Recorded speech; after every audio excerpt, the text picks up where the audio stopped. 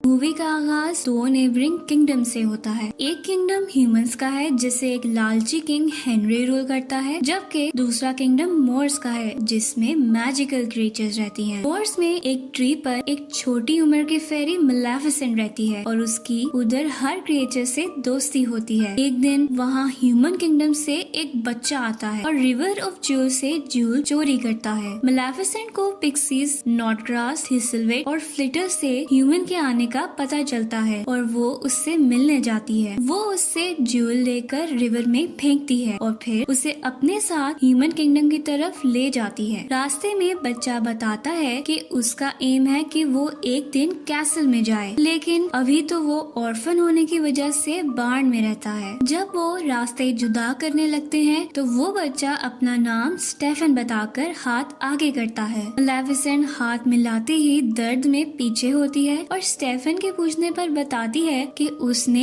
Iron की ring पहनी है और फेरीज आयरन से हर्ट होती हैं। इस पर स्टेफन अपनी रिंग दूर फेंक देता है। वो जाते हुए दोबारा आने का प्रॉमिस करता है। मलेफिसेंट स्टेफन के करीब होते हुए भी रिंग फेंक देने के एक्ट से बहुत इम्प्रेस होती है और सारा टाइम उसके बारे में सोचती रहती है। कुछ हफ्तों बाद स्टेफन दोबारा मिलने आता है और फिर वो बार बार आता ही रहता है। वक्त के साथ साथ उनकी दोस्ती प्यार में बदलती जाती है और मलेफिसेंट की 16th बर्थडे पर स्टेफन उसे ट्रू लव किस देता है। उसके बाद वो काफी अरसा पैसे कमाने और एम्बिशंस पूरी करने की वजह से मोर्स नहीं आता, जबकि मलेफिसेंट बड़ी होके एक पावरफुल फेरी बन के मोर्स की हिफाजत करती है। इसी तरह एक दिन लालची किंग हेनरी मोर्स में पावरफुल क्रिएचर का सुनकर उस पर कब्जा करने के लिए अपनी आर्मी लेकर आता है। मलेफिसेंट दूर से आर्मी को देखकर उनके सामने पहुंचती उन्हें वापस मुड़ जाने का कहती है। हेनरी उसका मजाक उड़ाते हुए अपनी आर्मी को उस पर अटैक करने का कहता है, तो मलेफिसेंट ट्री ब्रांचेस यानी कि शाखों से बनी हुए क्रिएचर्स को बुला लेती है। वो आर्मी से लड़ने लग जाते हैं और मलेफिसेंट हेनरी के पास जाती है, लेकिन वो उसे आयरन लगाकर जख्मी करता अपनी आर्मी के साथ कैसल वापस भाग जाता है। कैसल में किंग हेनरी बीमार हुआ बिस्तर पर पड़ जाता है और ऐलान करता है कि जो उसका बदला लेकर मलेफिसेंट को मार देगा वो फ्यूचर किंग और उसकी बेटी का हस्बैंड बनने का हकदार होगा। किंग का ख्याल रखता बड़ा हुआ स्टेफन भी ये सुन लेता है। स्टेफन मलेफिसेंट से मिलने जाता है और दोनों गुजरे वक्त की बातें करते हैं। बातों ही बातों में स्टेफन मलेफिसेंट को पानी देता है, जिसे पीकर मलेफिसेंट बेहोश होकर सो जाती है। उसके सोने का यकीन करके स्टेफन उसे डैगर से मारने लगता है, लेकिन उसकी हिम्मत नहीं होती। फिर वो मलेफिसेंट के विंग्स देख के कुछ सोचता अपनी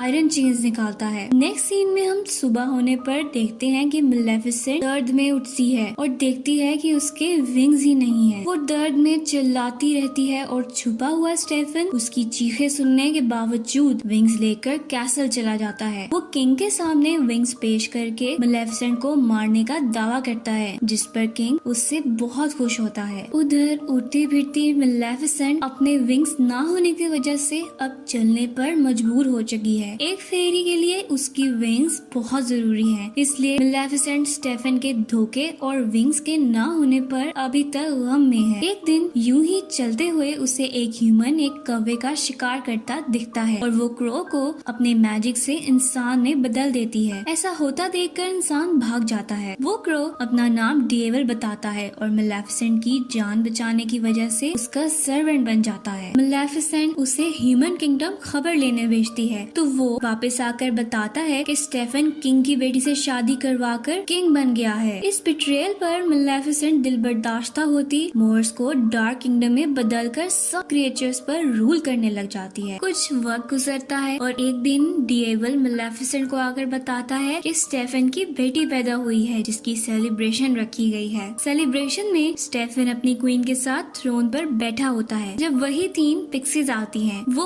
उसकी इजाजत पर स्टेफन की बेटी ऑरोरा को ब्लेसिंग्स देती हैं कि वो खूबसूरत हो, हर किसी को पसंद हो और हमेशा खुश रहे। वो ब्लेसिंग्स देती ही हैं कि मलेफिसेंट वहाँ आ जाती है और सबके रोकने के बावजूद ऑरोरा को कर्स करती है कि पिक्सीज के कहने के मुताबिक ऑरोरा खूबसूरत हो, सबको पसंद आने वाली खुश लड़की हो, लेकिन उसकी 16th बर्थडे पर स्पिनिंग व्हील स्पिंडल यानी चरखे की सुई पर अरोरा अपनी उंगली जख्मी करे और ऐसी नींद सो जाए जिससे वो कभी ना उठ सके। ये कर्ज सुनकर किंग स्टेफन घुटने पर बैठ जाता है और मेलेफिसेंट को अपना कहा वापस लेने का कहता है। तो मेलेफिसेंट उसका मजाक उड़ाते हुए कर्ज में एडिशन करती है कि अरोरा अपनी नींद से उठ तो जाएगी, लेकिन सिर्फ ट्रू लव किस से, जो स्टेफन और मेलेफिसेंट दोनों जानते हैं कि ट्रू लव एक्सिस्ट ही नहीं करता। मेलेफिसेंट वहाँ से वापस मोर्स आ जाती है और उसके पीछे स्टेफन किंगडम के सारे स्पिनिंग व्हील्स कैसल के डंजन में डलवा के अपने सोल्जर्स को मेलेफिसेंट को मारने भेजता है, लेकिन मेलेफिसेंट मोर्स के गिर्द ब्रांचेस से दीवार बना देती है ताकि कभी भी कोई इंसान वहाँ ना आ सके। जबकि अरोरा को सेफ रखने के लिए स्टेफन उसे पिक्सीज के साथ उसकी 16th बर्थडे तक छुपाए रखने का कहकर फॉरेस्ट के एक कॉटेज में भेज देता है। पिक्सीज बच्चे के लिए ह्यूमन फॉर्म में तो आ जाती हैं, लेकिन उन्हें उसका ख्याल रखने का कुछ भी पता नहीं होता। डिएवल कॉटेज ढूंढकर मेलेफिसेंट को वहां लेकर जाता है और मेलेफिसेंट को अरोरा पसंद नहीं आती और वो फॉरेस्ट में आती उसकी भूख से रोने की आवाज से भी चिढ़ती होती है। डिएवल ही उसकी भूख पूरी करके उसे सुला कर आता है। मेलेफिसेंट और डिएवल अरोरा के बचपन से उसके बड़े होने तक उस पर नजर रखते हैं और उसका ख्याल रखते हैं और इसी तरह बचपन में अरोरा एक दफा मेलेफिसेंट से मिलती भी है। दूसरी तरफ स्टेफन पैरानॉइड हुए मेलेफिसेंट के केज विंग से बातें करता रहता है, अपनी आर्मी को बार बार मेलेफिसेंट की बनाई वॉल गिराने के लिए भेजता रहता है और इस सब में वो अपनी बीवी को भूल जाता है जो मर जाती है। वक्त का साइकिल चलता रहता है और अरोरा मेलेफिसेंट की ज़ेरे नज़र बड़ी हो जाती है।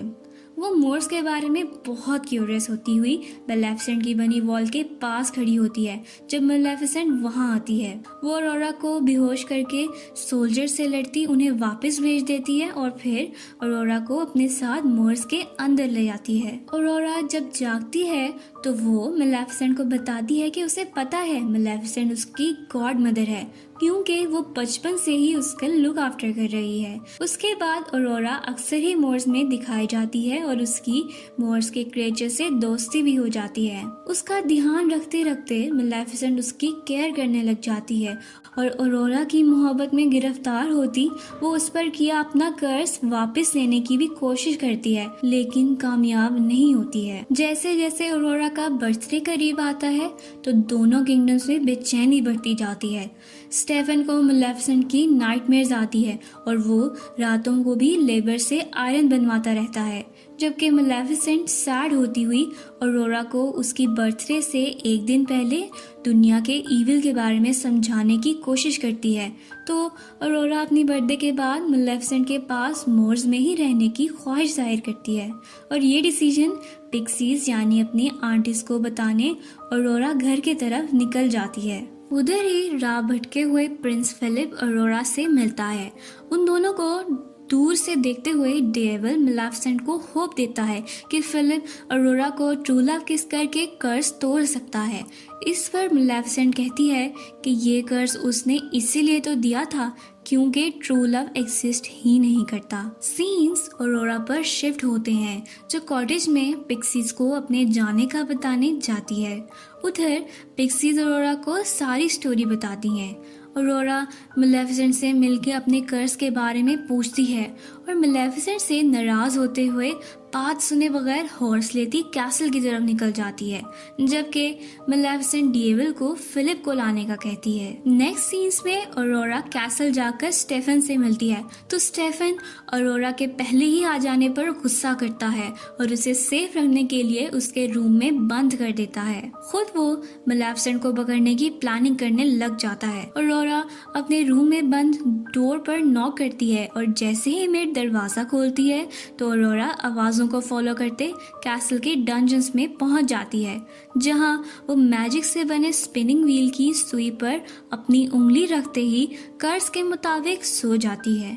दूसरी तरफ हम देखते हैं कि हॉर्स बने डेविल पर सवार मेलेफिसेंट को कर्ज पूरे होने का पता चल जाता है, जब वो फिलिप को कैसल ला रही होती है। वो कैसल पहुंचती है और डिएवल आयरन ट्रैप्स देखकर अंदर जाने से मना करता है, लेकिन मेलेफिसेंट ट्रैप्स पार करती फिलिप को लिए ऑरोरा के पास आती है। ऑरोरा के रूम में मौजूद पिक्सीज फिलिप को ऑरोरा को ट्रू लव किस करने का कहते हैं। फिलिप उनकी बात मानते हुए किस करता है, लेकिन ऑरोरा जागती नहीं है। पिक्सीज उसे लेकर रूम से बाहर जाती हैं, तो मेलेफिसेंट आंखों में आंसू लिए ऑरोरा से माफी मांगती उसके फॉरहेड पर किस करती है। इधर आता है प्लॉट में ट्विस्ट और हम देखते हैं कि मेलेफिसेंट के ट्रू मदरली लव की वजह से ऑरोरा जाग जाती है। वो एक दूसरे को देखकर खुश होते हैं, जबकि कैसल की दूसरी तरफ स्टेफन को मेलेफिसेंट के कैसल के अंदर होने का बताया जाता है। मेलेफिसेंट ऑरोरा को मोर्स ले जाने के लिए कैसल के हॉल तक पहुंचती ही है, तो उस पर आयरन चेन्स फेंककर उसे कमजोर कर दिया जाता है। ऑरोरा को गार्ड्स आगे बढ़ने नहीं देते और अपने बचाव के लिए मेलेफिसेंट डिएवल को ड्रैगन बना देती है। डिएवल सोल्जर्स को गिराकर मेलेफिसेंट से चेन्स हटा देता है, लेकिन गार्ड्स उसे पकड़ लेते हैं और मेलेफिसेंट को आयरन शील्ड में घेर लेते हैं। मेलेफिसेंट ड्रैगन की आग से तबाह होता कैसल देखकर ऑरोरा को भाग जाने का कहती है और उसके जाते ही आयरन आर्मर में स्टेफन मेलेफिसेंट की तरफ आता है।